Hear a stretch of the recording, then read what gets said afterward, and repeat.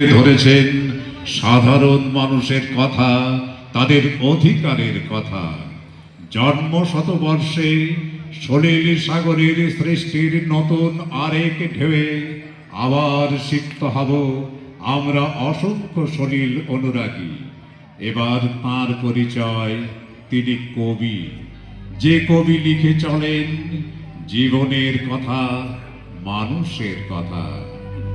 শৃঙ্খলা কথাটার মধ্যে একটা ঝনঝন শব্দ আছে, একটা চার দেওয়ালে বদ্ধ গা বমি করা ভ্যাবসা গন্ধ, একটা টাকমাথা সংস্কৃত পণ্ডিতের চাবুক আস্ফালন, মন্ত্রীদের রেডিও ভাষণ, পায়ে পা ফেলে সৈন্যদের মার্চ।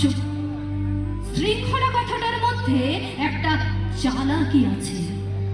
কথাটা সমান জমিতে দাঁড়িয়ে বলা যায় না, উঁচু প্ল্যাটফর্মে উঠতে হয়। শ্রোতারা সবসময় নিচু শ্রেণীর আর উপদেষ্টা হলেন বক্তা।